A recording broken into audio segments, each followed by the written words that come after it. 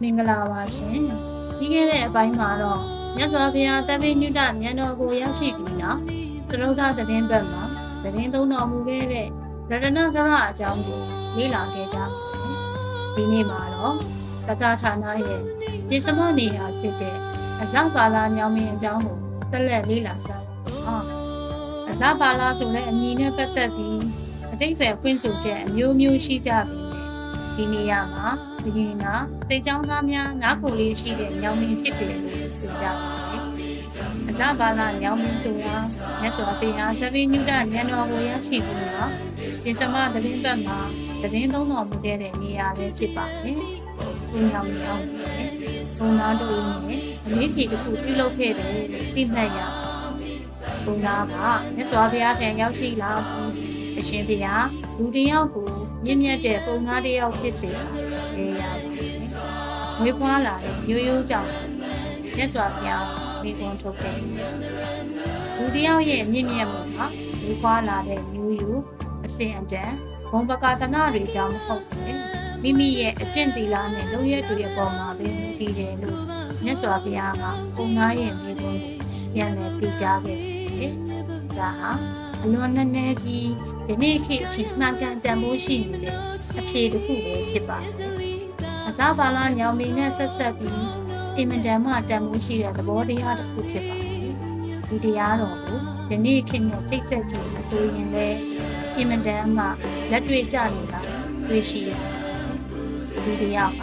ဘယ်မိသားစုကဝေဖွားလာတယ်ဆိုတာထက်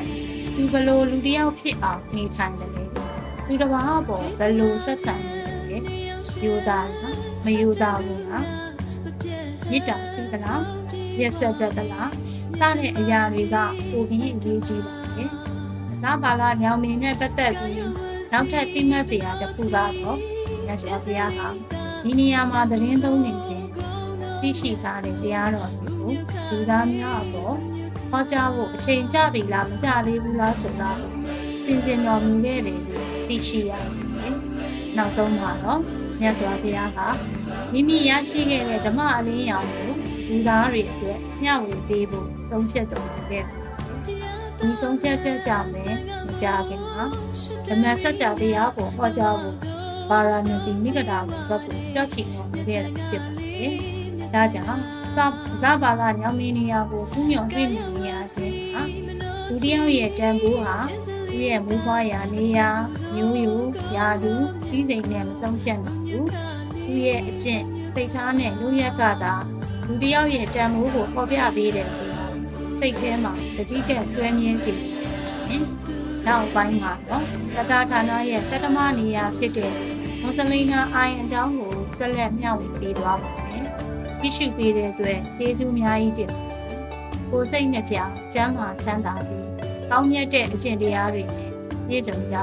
ရှင်။နောက်ထပ်လည်းဗုဒ္ဓဘာသာနဲ့ပတ်သက်တဲ့သမိုင်းတွေနဲ့ဘုရားပူးနေရာတွေကိုဆက်လက်မျှဝေပေးသွားမှာဖြစ်လို့ like and follow လေးလုပ်ထားဖို့မမေ့ပါနဲ့ရှင်။ဗုဒ္ဓဘာသာဘုရားပူးကြီးစဉ်များနဲ့ပတ်သက်ပြီးပြည်ကျင်မေးမြန်းမယ်ဆိုရင်လည်း comment box မှာမေးမြန်းနိုင်ပါတယ်။ကျေးဇူးတင်ပါတယ်ရှင်။